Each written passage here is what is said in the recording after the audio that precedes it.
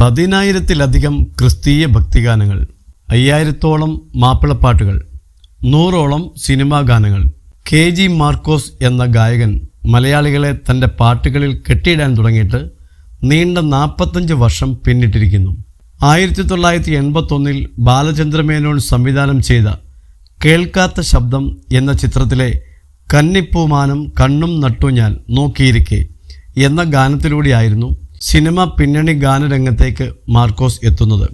പൂമാനമേ, താലോലം പൂമ്പൈതലേ, മന്ത്രി കൊച്ചമ്മ വരുന്നുണ്ടേ, പുത്തൻ പുതുക്കാലം തുടങ്ങി മാർക്കോസ് പാടിയ പാട്ടുകളെല്ലാം ഹിറ്റുകളായിരുന്നു. 15 വർഷത്തെ ഇടവേളയ്ക്കു ശേഷം വീണ്ടും ഒരു സിനിമയ്ക്ക് പിന്നണി പാടിയിരിക്കുകയാണ് ദേവഗായകൻ. നസ്ലിനും മമിത ബൈജുവും നായികാനായകന്മാരായി ഇപ്പോൾ തിയേറ്ററുകളിൽ ഹിറ്റായി ഓടിക്കൊണ്ടിരിക്കുന്ന പ്രേമലു എന്ന ചിത്രത്തിലെ തെലങ്കാന ബൊമ്മലു എന്ന അടിച്ചുപൊളിപ്പാട്ട് പാടിയിരിക്കുന്നത് ഈ 65-കാരനാണ്. 45 വർഷത്തെ സംഗീത ജീവിതത്തെക്കുറിച്ച് മാർക്കോസ് മീഡിയ വൺ ഓൺലൈനിനോട് സംസാരിക്കുന്നു. 15 വർഷത്തെ ഇടവേളയ്ക്ക് ശേഷം പാടിയ തെലങ്കാന ബൊമ്മലു എന്ന പാട്ട് ഹിറ്റാണല്ലോ. എങ്ങനെയാണ് പ്രേമലുവിലേക്ക് എത്തിയത്? പിന്നണി ഗാനരംഗത്തേക്ക് പ്രവേശിച്ച 81 കാലഘട്ടം മുതൽ ഞാൻ സിനിമയ്ക്ക് വേണ്ടി അങ്ങനെ ശ്രമിക്കാറില്ല, കിട്ടുന്നത് പാടും എന്നേ ഉണ്ടായിരുന്നുള്ളൂ. യാദൃച്ഛികമായി 2005 വരെയുള്ള കാലഘട്ടത്തിലാണ് കൂടുതലും സിനിമയിൽ പാടിയിരുന്നത്. അതുകഴിഞ്ഞ് 10-15 വർഷമായി സിനിമയിൽ അത്ര സജീവമല്ല. അപ്പോഴാണ് ഇങ്ങനെ ഒരു വിളി വരുന്നത്. ഞാൻ ആദ്യമേ ഒന്ന് അതിശയിച്ചു. കാരണം ഇന്നത്തെ ജനറേഷന് എൻ്റെ പോലുള്ള ശബ്ദം അത്ര ഇഷ്ടപ്പെടുന്ന ഒരു രീതിയല്ല. അത്ര ഡെപ്തുള്ള ശബ്ദം വേണ്ട, സിനിമയ്ക്ക് വേണ്ടി പാടിക്കാമെന്നൊക്കെ പറഞ്ഞ് ചിലർ വരാറുണ്ട്. അതുപോലെയാണ് ഇതും എന്നേ കരുതിയുള്ളൂ. ഞാനൊക്കെ പാടിത്തുടങ്ങിയ കാലത്ത് ഉണ്ടായിരുന്ന KD വിൻസെൻ്റ് മ്യൂസീഷ്യനാണ് അദ്ദേഹം. ചിത്ര, യേശുദാസ്, സുജാതയെ പോലെയുള്ളവരുടെ മാനേജരായി അദ്ദേഹം ചെന്നൈയിൽ പ്രവർത്തിച്ചിട്ടുണ്ട്. തൃശ്ശൂരുകാരനാണ്. വിൻസെൻ്റ് വിളിച്ചപ്പോഴാണ് എനിക്ക് വിശ്വസനീയമായി തോന്നിയത്. മാർക്കോസേ, ഇങ്ങനെയൊരു പാട്ടുണ്ട്, സിനിമയ്ക്ക് വേണ്ടിയാണ് അദ്ദേഹം വിളിച്ചിട്ട് പറഞ്ഞു. നല്ല മെലഡി ആയിരിക്കുമെന്ന് വിചാരിച്ചാണ് പാട്ട് കേട്ടത്. എന്നാൽ ഇതായിരുന്നു പാട്ട്. ഞാൻ ഈ പാട്ട് പാടിയാൽ ശരിയാകുമോ എന്ന് സംഗീത സംവിധായകൻ വിഷ്ണു വിജയനോട് ചോദിച്ചു. ചേട്ടനെ കണ്ടുകൊണ്ടാണ് ഈ പാട്ട് ചെയ്തത്. ചേട്ടൻ പാടിയാലേ ശരിയാകൂ എന്നവർ പറഞ്ഞു. പിന്നെ ശ്യാം പുഷ്കരൻ വിളിച്ചു. അപ്പോഴും എനിക്കത്ര വിശ്വാസം പോരാ. പിന്നെ മക്കൾ ഭാവന സ്റ്റുഡിയോസിനെക്കുറിച്ചും ശ്യാം പുഷ്കറിനെക്കുറിച്ചുമെല്ലാം വിശദീകരിച്ചു പറഞ്ഞു. അങ്ങനെയാണ് ഈ പാട്ടിലേക്ക് വരുന്നത്. സ്റ്റീഫൻ ദേവസിയുടെ സ്റ്റുഡിയോയിൽ വെച്ചാണ് പാട്ട് പാടിയത്. നിങ്ങളുടെ ഇഷ്ടത്തിനനുസരിച്ച് വന്നോ എന്ന് പാടിയതിനു ശേഷവും ഞാൻ ചോദിച്ചു. നന്നായിട്ടുണ്ടെന്ന് അവർ പറഞ്ഞെങ്കിലും എനിക്കങ്ങോട്ട് തൃപ്തി ഉണ്ടായിരുന്നില്ല. പാട്ട് പുറത്തു വന്നപ്പോൾ ജനം അത് ഏറ്റെടുക്കുന്നതാണ് പിന്നീട് കണ്ടത്. മാർക്കോസ് സാറിനെ തിരിച്ചു കൊണ്ടുവന്നതിൽ നന്ദിയുണ്ടെന്ന തരത്തിലുള്ള കമൻസുകൾ കാണുമ്പോൾ ഒരുപാട് സന്തോഷം. പുതിയൊരു കാൽവെപ്പിൻ്റെ തുടക്കമായിട്ടാണ് എനിക്ക് തോന്നിയത്. സിനിമ കാണാൻ സാധിച്ചില്ല, കാരണം റിലീസിൻ്റെ തലേന്ന് ഞാൻ മസ്കറ്റിലായിരുന്നു. ശനിയാഴ്ചയാണ് കേരളത്തിലെത്തിയത്. ഞായറാഴ്ച തിരുവനന്തപുരത്ത് ഗാനമേളയുണ്ടായിരുന്നു. മക്കൾ സിനിമ കണ്ടിട്ട് നന്നായിട്ടുണ്ടെന്ന് പറഞ്ഞു. 1985 നിറക്കൂട്ടിന് വേണ്ടി മാർക്കോസ് പാടിയ പൂമാനമേ എന്ന ഗാനം വീണ്ടും പുതുതലമുറ തേടിപ്പിടിച്ച് കേൾക്കുന്നു. സോഷ്യൽ മീഡിയയിൽ അത്ര സജീവമല്ലാത്ത ആളാണ് ഞാൻ. എബ്രഹാം ഓസ്ലർ എന്ന സിനിമയിൽ പൂമാനമേ എന്ന ഗാനം ഉപയോഗിച്ചിട്ടുണ്ടെന്ന് മക്കൾ പറഞ്ഞാണ് അറിയുന്നത്. അതും ഒരു നിമിത്തമാണ്. ആ പയ്യൻ അത്യാവശ്യം നന്നായി പാടിയിട്ടുണ്ട്. വർഷങ്ങൾക്ക് ശേഷം ജനത്തിന് ആ പാട്ട് ഓർക്കാനും കാരണമായല്ലോ. എനിക്കത് വലിയ പ്രചോദനമാണ്. മനസ്സിന് വളരെ സന്തോഷം തോന്നുന്നുണ്ട്. എന്തെങ്കിലുമൊക്കെ ചെയ്യാൻ സാധിച്ചല്ലോ എന്ന ഫീലാണ്. ഞാൻ പാടിയ പാട്ടുകളെല്ലാം ജനം ശ്രദ്ധിച്ച പാട്ടുകളാണ്. ഇപ്പോഴും നമ്മളെ ഇഷ്ടപ്പെടുന്ന ആളുകളുണ്ടല്ലോ. അതുകൊണ്ടാണല്ലോ ഞാനിപ്പോഴും വേദിയിൽ സജീവമായി നിൽക്കുന്നത്. പൂമാനമേ ഒരുവിധം വേദികളിലൊക്കെ പാടിയിട്ടുണ്ട്, അല്ലെങ്കിൽ പാടിക്കാറുണ്ട്. സംഗീത ജീവിതത്തിൽ 3500-ലധികം സ്റ്റേജുകളിലെങ്കിലും ഞാൻ പാടിയിട്ടുണ്ട്. അതിൽ 2000 വേദികളെങ്കിലും പൂമാനമേ, കന്നിപ്പൂമാനം തുടങ്ങിയ പാട്ടുകൾ പാടിയിട്ടുണ്ട്. ഇസ്രായേലിൽ നാഥനായി എന്ന പാട്ടൊക്കെ മിക്കവാറും എല്ലാ വേദികളിലും പാടുന്നതാണ്. മെലഡിയുടെ കാര്യം വരുമ്പോൾ ആ പാട്ടുകളൊക്കെയാണ് ആളുകൾ പറയാറുള്ളത്. നല്ലൊരു ഗായകനെ ഗാനമേള വേദികളിൽ മാത്രമായി ഒതുക്കിക്കളഞ്ഞു എന്നുള്ള കമൻസുകൾ യൂട്യൂബ് വീഡിയോയുടെ താഴെ കാണുന്നുണ്ട്. അങ്ങനെ ഒരു ഒതുക്കൽ ഉണ്ടായിട്ടുണ്ടോ? അന്നത്തെ സാഹചര്യം അങ്ങനെയായിരുന്നു. നമുക്ക് കഴിവുണ്ടോ ഇല്ലയോ എന്നുള്ളതല്ല കാര്യം. അന്നത്തെ ആസ്വാദകരും പ്രൊഡ്യൂസറും സംഗീത സംവിധായകരുമൊക്കെ അങ്ങനെയായിരുന്നു. ഞാൻ പാടും അല്ലെങ്കിൽ വേറൊരു ഗായകൻ പാടും, എന്നുണ്ടെങ്കിൽ അവരെ കൊണ്ട് പാടിച്ച് മാർക്കറ്റ് ചെയ്ത് വരുമ്പോഴേക്കും നഷ്ടം വരും. അതുകൊണ്ട് അത് ലാഭിക്കാനാണ് യേശുദാസ് പാടിയാൽ കുഴപ്പമില്ലല്ലോ എന്ന രീതിയിലേക്ക് വരുന്നത്. ദാസേട്ടന് അതിൽ വലിയൊരു റോൾ ഉണ്ടെന്ന് ഞാൻ പറയില്ല. കാരണം ആസ്വാദകരും പ്രൊഡ്യൂസറും സംഗീത സംവിധായകരും ഒക്കെയാണ് നമ്മളെ ഉപയോഗിക്കാതിരുന്നത്. ഉദയ, സുബ്രഹ്മണ്യം സ്വാമിയുടെ കമ്പനി എന്നിവയൊക്കെ ആയിരുന്നു അന്നത്തെ വലിയ സിനിമാ കമ്പനികൾ. യേശുദാസ് ഒന്നും വേണ്ടെന്ന് കുഞ്ചാക്കോ വരെ പറഞ്ഞിട്ടുണ്ടെന്ന് അന്ന് കേട്ടിട്ടുണ്ട്. അവസാനം യേശുദാസിനെ കൊണ്ട് പാടിക്കാൻ എടോ അയാളൊരു ക്രിസ്ത്യാനിയാണെന്ന് വരെ ദേവരാജൻ മാഷ് പറഞ്ഞു. ഇതൊക്കെ എല്ലാ കാലഘട്ടത്തിലും ഉണ്ടായിട്ടുള്ളതാണ്. ഒരാളെ ഫോക്കസ് ചെയ്ത് കൊണ്ടുവരുന്നത് പോലെ എന്നെയൊന്നും ആരും ഫോക്കസ് ചെയ്തില്ല എന്ന് വേണം പറയാൻ. കഴിവുണ്ട്, അയാൾ പാടട്ടെ എന്ന് പറയാൻ ആരും ഉണ്ടായില്ല. ഒരു നേർച്ചയ്ക്ക് പാടുന്ന പോലെയാണ് അന്ന് പാടിച്ചു വിട്ടത്. സമയമെടുത്ത് നമ്മളെക്കൊണ്ട് വൃത്തിയായി പാടിക്കണമെന്നൊക്കെ വിചാരിച്ചവരൊക്കെ കുറവാണ്. എങ്കിലും 100ഓളം സിനിമകളിൽ പാടിയിട്ടുണ്ട്. പലതും ശ്രദ്ധിക്കപ്പെട്ടു. 1 ടേക്കിലും 2 ടേക്കിലുമൊക്കെ പാടിപ്പോയ പാട്ടുകളാണ് പലതും. അതേസമയം 5-6 ടേക്കിലൊക്കെ നമ്മളെക്കൊണ്ട് പാടിച്ചിരുന്നെങ്കിൽ ഇതിലും നന്നായി വന്നേനെ. വേണമെങ്കിൽ പാടിയിട്ട് പോട്ടെ എന്ന രീതിയായിരുന്നു. 45 വർഷമായി ഈ രംഗത്ത് പിടിച്ച് നിൽക്കുന്നുണ്ട്. ഇപ്പോഴും പാടാൻ പറ്റുന്നുവെന്നത് ദൈവാനുഗ്രഹമല്ലേ? 45 വർഷത്തെ സംഗീത ജീവിതത്തിൽ നല്ല അനുഭവങ്ങളാണോ തഴയപ്പെട്ട അനുഭവങ്ങളാണോ കൂടുതൽ ഉണ്ടായിട്ടുള്ളത്? സിനിമയെ സംബന്ധിച്ചിടത്തോളം കൂടുതൽ തഴയപ്പെട്ട അനുഭവങ്ങളാണ് ഉണ്ടായിട്ടുള്ളത്. പാടിയ പാട്ടുകൾ പോലും പലപ്പോഴും പുറത്തു വന്നിട്ടില്ല. എന്നിട്ടും ഇപ്പോഴും ആളുകൾ കാണിക്കുന്ന സ്നേഹം കാണുമ്പോൾ അതിശയം തോന്നാറുണ്ട്. അത്രയ്ക്കൊക്കെ ഞാനുണ്ടോ എന്ന് തോന്നാറുണ്ട്. ഈ കഴിഞ്ഞ ദിവസം മസ്കറ്റിൽ ചെന്നപ്പോൾ ഒരുപാട് ആളുകൾ സംസാരിക്കാനായി വന്നു, ഫോട്ടോ എടുത്തു. അവഗണനയ്ക്കെതിരെ നമ്മൾ എന്തെങ്കിലും പറയുമ്പോൾ കൂടുതൽ ഒതുക്കലുകളാണ് നേരിടേണ്ടി വന്നിട്ടുള്ളത്. നമ്മളെ എങ്ങനെ താഴ്ത്തിക്കെട്ടാം എന്ന് വിചാരിക്കുന്നവരാണ് ഭൂരിപക്ഷവും. അവൻ അത്രയ്ക്കായോ, വേണമെങ്കിൽ വന്ന് ചോദിക്കട്ടെ എന്ന രീതിയായിരുന്നു സിനിമയിൽ പലർക്കും. ഞാൻ ആദ്യം പാടി സഹായിച്ചിട്ടുള്ള ചില ആളുകൾ പോലും അവനോട് പറ ഞങ്ങളെ ഒന്ന് കാണാൻ എന്ന് പറഞ്ഞതായി കേട്ടു. പക്ഷേ ഇതൊന്നും കാര്യമായി എടുക്കാറില്ല. ഒക്കെ ജീവിതത്തിൻ്റെ ഒരു ഭാഗമായി കണ്ട് അങ്ങ് പോകുന്നുവെന്ന് മാത്രം. വയസ്സ് 65ആയി, ഇനി എത്ര നാൾ പാടും, എത്ര നാളുണ്ടാകും എന്നൊന്നും അറിയില്ല.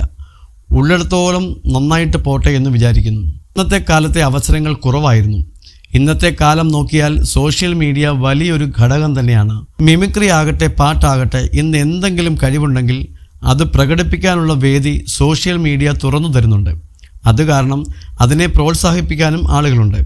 TV പോലും ഇല്ലാതിരുന്ന കാലത്ത് മത്സരിച്ച വേദികളിലൂടെയാണ് എന്നെപ്പോലെയുള്ളവർ കയറി വന്നത്. വായ്ത്താരിയാണ് അന്ന് കൂടുതൽ പ്രയോജനപ്പെട്ടത്. അന്നൊക്കെ സാറേ ഒരു പാട്ട് എന്ന രീതിയിൽ നിന്നെങ്കിൽ മാത്രമേ ഒരു പാട്ടെങ്കിലും പാടാൻ സാധിക്കുമായിരുന്നുള്ളൂ. അങ്ങനെ പോകാനുള്ള ഒരു സാഹചര്യം എനിക്കുണ്ടായിട്ടില്ല. അതുകൊണ്ടാണ് സിനിമയിൽ നിന്നും ഞാൻ അകന്നുപോയത്. അതേസമയം നമ്മുടെ പിറകിൽ ആരെങ്കിലും ഉണ്ടായിരുന്നെങ്കിൽ അവസരങ്ങൾ കിട്ടുമായിരുന്നു. ഇന്ന് മനഃപൂർവ്വമായി ഒഴിവാക്കി വിടുന്ന ഒരുപാട് സ്റ്റേജുകളുണ്ട്. ആ പുള്ളി വേണ്ട എന്ന് പറയുന്ന ചാനലുകളുണ്ട്. അയാളെ വിളിച്ചാൽ നന്നായി പാടും എന്ന് പറയാൻ ആളുകളില്ല.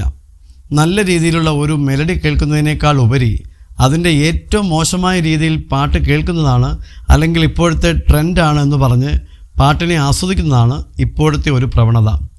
അതും ഇഷ്ടപ്പെടുന്നവരുണ്ട്. പഴയ കാലം മെലഡിയുടെ കാലഘട്ടമായിരുന്നു. ദേവരാജൻ മാഷ്, അർജുനൻ മാഷ്, ദക്ഷിണാമൂർത്തി സ്വാമി, ബാബുരാജ് തുടങ്ങിയ മഹാന്മാരുടെ കാലത്തുണ്ടായ പാട്ടുകളോടാണ് എനിക്ക് കൂടുതൽ താല്പര്യം. ഇപ്പോൾ പാട്ട് പാടുകയല്ലോ, പറയുകയല്ലേ, കടിച്ചു പറിച്ചു പറയുകയല്ലേ. ഡാലിയ പൂ ചൊരിഞ്ഞ എന്ന പാട്ടൊക്കെ ഇപ്പോഴും ഓർമ്മകളിലുണ്ട്. ദൂരദർശൻ നല്ലൊരു പ്ലാറ്റ്ഫോം ആയിരുന്നില്ലേ? തീർച്ചയായിട്ടും. ദൂരദർശനിലും ഓൾ ഇന്ത്യ റേഡിയോയിലും ശ്രദ്ധിക്കപ്പെട്ട എൻ്റെ കുറച്ച് പാട്ടുകളുണ്ട്. അന്ന് ഇതുപോലെ ചാനൽ മത്സരങ്ങൾ ഉണ്ടായിരുന്നില്ല. പ്രേക്ഷകർക്ക് ഇഷ്ടപ്പെടുന്ന ഗായകരുടെ പാട്ടുകൾ കേൾക്കാൻ ആളുകൾ കാത്തിരിക്കുന്ന കാലമായിരുന്നു അന്ന്. അതുകൊണ്ടായിരിക്കും ആളുകളുടെ മനസ്സിൽ ചേക്കേറാൻ ഞങ്ങൾക്ക് സാധിച്ചത്. ഇന്നിപ്പോൾ പല ഗായകരെയും എഴുത്തുകാരെയും ആരും അറിയുന്നില്ല. ദേവരാജൻ മാഷ്, സുശീലാമ്മ, യേശുദാസ്, ജാനകി എന്ന് പറയുന്ന കാലഘട്ടം ഇന്നില്ല.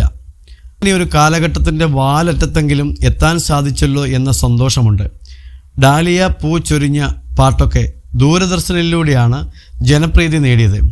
എന്നെപ്പോലെയുള്ള പലർക്കും ദൂരദർശൻ നല്ലൊരു പ്ലാറ്റ്ഫോമായിരുന്നു. ഇവയൊക്കെ ചെറുപ്പകാലത്ത് റേഡിയോയിൽ നിങ്ങൾ ആവശ്യപ്പെട്ട ചലച്ചിത്ര ഗാനങ്ങൾ കേൾക്കാൻ കൊതിയോടെ കാത്തിരിക്കുമായിരുന്നു.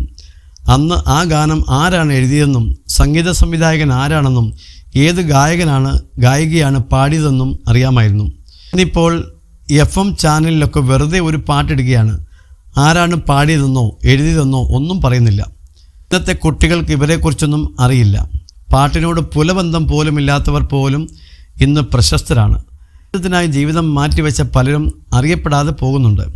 ഡോക്ടറുടെ മകൻ എങ്ങനെയാണ് സംഗീത രംഗത്തേക്ക് എത്തുന്നത്? ഫാദറും ഫാദറിൻ്റെ ഫാദറും പിതാവിൻ്റെ അമ്മാവന്മാർ അങ്ങനെ എല്ലാവരും ഡോക്ടർമാരായിരുന്നു.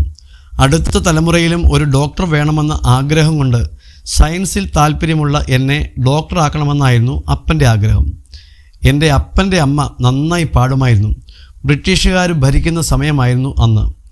CSIക്കാരുടെ പള്ളിയിൽ കൊയറിലുണ്ടായിരുന്നു അപ്പൻ്റെ അമ്മ.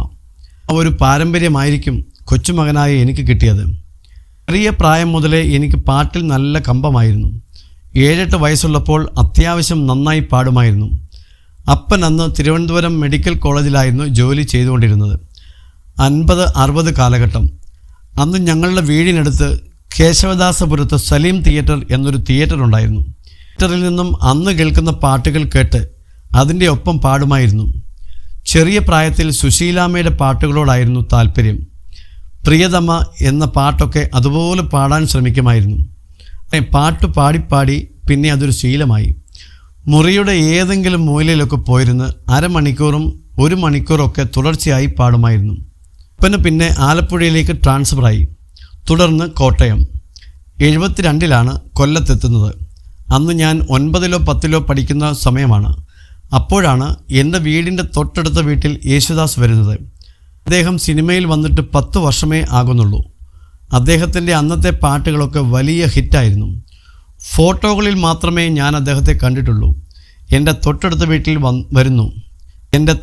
വീട്ടിൽ വരുന്നു. അവിടെ 2-3 ദിവസം ഉണ്ടാകുമെന്നൊക്കെ അറിഞ്ഞപ്പോൾ വലിയ സന്തോഷമായി.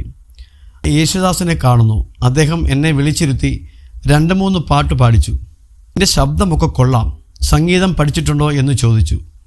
സംഗീതം പഠിച്ചിട്ടില്ലെന്ന് പറഞ്ഞപ്പോൾ ഈ രംഗത്ത് നിൽക്കണമെങ്കിൽ അത്യാവശ്യം കുറച്ച് സംഗീതമൊക്കെ പഠിക്കണമെന്ന് അദ്ദേഹം പറഞ്ഞു. പിന്നെ നന്നായിട്ട് കഷ്ടപ്പെടണമെന്നും അദ്ദേഹത്തിൻ്റെ ഗാനമേളയൊക്കെ നേരിട്ട് കണ്ടപ്പോൾ ഒരു ക്രേസായി മാറി. അസ്ഥിയിൽ പിടിക്കുക എന്നൊക്കെ പറയില്ലേ, അതുപോലെ. അങ്ങനെയാണ് സംഗീതം മതി എന്ന തീരുമാനത്തിലേക്ക് എത്തുന്നത്. ഡിഗ്രി പൂർത്തിയാക്കിയ ഉടനെ ിലേക്ക് ഇറങ്ങുകയായിരുന്നു. 28 കാലഘട്ടമായപ്പോഴേക്കും KG മർക്കോസ് ആൻഡ് പാർട്ടി എന്ന പേരിൽ ഒരു ട്രൂപ്പൊക്കെ തുടങ്ങി. വീട്ടുകാർക്ക് ആദ്യമൊക്കെ വിഷമമായിരുന്നു. കാരണം 30-35 രൂപയൊക്കെ അന്ന് ഒരു ആർട്ടിസ്റ്റിന് പേയ്മെൻ്റ് ആയിട്ടുണ്ടായിരുന്നുള്ളൂ. പിന്നെ കള്ള് കുടിച്ച് വഴിതെറ്റിപ്പോകുമോ എന്ന ഭയം. ദൈവകൃപയാൽ അങ്ങനെയൊന്നും ഉണ്ടായില്ല. 45 വർഷമായി സംഗീത രംഗത്തുണ്ട്. ദൈവം എല്ലാം നന്നായി നടത്തി. സംഗീതം കൊണ്ടാണ് പേരും പ്രശസ്തിയും പൈസയും എല്ലാം ഉണ്ടാക്കാൻ സാധിച്ചത്. 75-ാം പിറന്നാളിൻ്റെ അന്ന് നിൻ്റെ കാര്യത്തിൽ നീ മിടുക്കനായി എന്നൊക്കെ പിതാവ് പറഞ്ഞു. അതൊരു വലിയ സന്തോഷമാണ്. ഡോക്ടറായിരുന്നെങ്കിൽ ഇപ്പോൾ റിട്ടയറായി വീട്ടിലിരുന്നേനെ. ഗായകനായതുകൊണ്ട് ഇപ്പോഴും വേദികളിൽ സജീവമാണ്. ലോകമെമ്പാടും മലയാളികൾ ഉള്ളിടത്ത് എന്നെ അറിയുന്നുണ്ട്. അവരുടെ സ്നേഹവും സന്തോഷവും കലാകാരനായതുകൊണ്ടാണ് എനിക്ക് ലഭിച്ചത്. ഡോക്ടറാണെങ്കിൽ അത് കിട്ടണമെന്നില്ല. യേശുദാസുമായി സൗഹൃദത്തിലാണോ? അദ്ദേഹവുമായി മാനസികമായി മറ്റു പ്രശ്നങ്ങളൊന്നുമില്ല. ഞങ്ങൾ തമ്മിൽ 17 വയസ്സിൻ്റെ വ്യത്യാസമുണ്ട്. മൂത്ത ജ്യേഷ്ഠനെ പോലെയോ ഗുരുസ്ഥാനത്തോ ആണ് അദ്ദേഹത്തെ ഇപ്പോഴും കാണുന്നത്. അദ്ദേഹത്തിന് ചുറ്റും ഒരു 10-15 പേർ എപ്പോഴും ഉണ്ടാവും. 72 മുതൽ കണ്ടിട്ടുണ്ട്. സ്തുതിപാഠകരുടെ വാക്കുകളിൽ വീഴുന്ന സ്വഭാവമുണ്ട് അദ്ദേഹത്തിന്. അവരാണ് എന്തെങ്കിലും കൊളുത്തിയിട്ട് അവൻ അങ്ങനെ പറഞ്ഞു ഇങ്ങനെ പറഞ്ഞു എന്നൊക്കെ പറയും. സ്വാഭാവികമായി മനുഷ്യനല്ലേ, 1-2 തവണ കേൾക്കുമ്പോൾ അങ്ങനെ പറഞ്ഞോ എന്ന് തോന്നിയിട്ടുണ്ടാവും. അതുകൊണ്ട് ചില സമയത്ത് ഒഫൻഡായി വന്നിട്ടുണ്ട്. വെള്ള വസ്ത്രത്തെക്കുറിച്ചൊക്കെ പറഞ്ഞിട്ടുണ്ട്. എൻ്റെ അപ്പനെ കണ്ടിട്ടാണ് ഞാൻ വെള്ള വസ്ത്രം ധരിക്കാൻ തുടങ്ങിയത്. അന്ന് ആതുര സേവന രംഗത്തുള്ളവർ വെള്ള വസ്ത്രമായിരുന്നു ധരിച്ചിരുന്നത്.